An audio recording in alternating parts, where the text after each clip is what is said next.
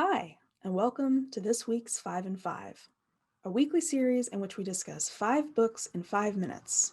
I am Lily, and today I want to recommend 5 alternative histories. For those who might not know, excuse me, an alternative history is a work of fiction which assumes an alternative outcome to an historical event. So now that we've got that out of the way, let's move on to my recommendations.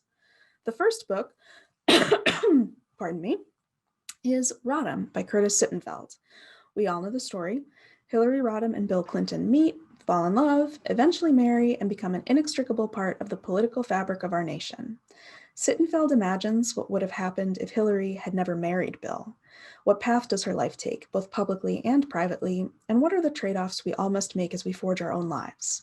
Sittenfeld does an excellent job of capturing Hillary's voice, and this book will let you in on some real things about Hillary's life that you maybe knew, maybe didn't, while also weaving a well-told tale of what might have been. Next, we have Lincoln and the Bardo by George Saunders, who, if you know the name, you probably know him for his short stories, but this is a novel. In Buddhism, Bardo is the intermediate existence between death and rebirth, when the unembodied soul reflects on its life and hopefully comes to term with its death. Less than a year into the Civil War, Abraham Lincoln's son Willie died. His grief-stricken father reportedly returned to his crypt multiple times to be with him. Out of this kernel of history, George Saunders builds a vast world within the Georgetown Cemetery where Willie was laid to rest, a world which the living cannot see, but which teems with a wild cast of characters who are all in the bardo and are all struggling to come to terms with their death. Some of them have not even come close to accepting it. Some of them don't know they're dead. While Willie tries to grasp what has happened to him and why his father is so sad and unreachable, the souls around him try to help with varying degrees of success. The Factory Witches of Lowell by C.S. Mallerich is my third recommendation. If you grew up in Massachusetts, you've heard of the Lowell Mills and the girls who worked long hours in untenable conditions for low wages. Those women, unwilling to accept the misery foisted upon them, organized a strike and created the first union of working women in the United States. In Mallerich's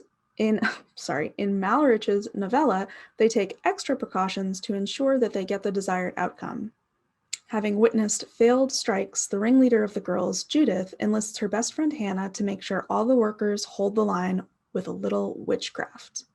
Along with their landlady, these women are determined to accomplish their goals, and they do not give one hoot whether the men around them think they're unladylike or improper. They're going to get what's due them. The penultimate book on my list is Trouble the Saints by Alea Dawn Johnson. The United States is on the cusp of World War II, and 3 people of color in New York City find their own ways to struggle against rampant racism while desperately trying to be masters of their own fate. With a diverse cast of characters and a healthy dose of fantasy, the book deals with racial tensions and violence, concepts such as passing, and the challenges couples face during wartime. And finally, I recommend The Book of Anna by Carmen Buyosa.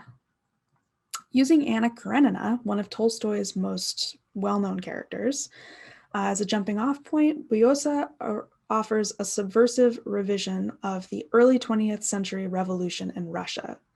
While Anna Karenina's son Sergei gets lost in the mist of her memory, Clementine, an anarchist seamstress, a priest who operates as the charismatic leader of the proletariat, and the rest of the working class takes center stage in this novel as Russia reaches its boiling point.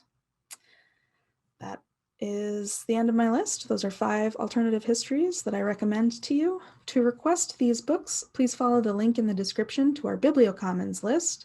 You can find more books like these by searching alternative histories, parentheses, fiction, end parentheses, in our catalog. Thanks for watching, and I hope you'll join us next Friday for another 5 and 5.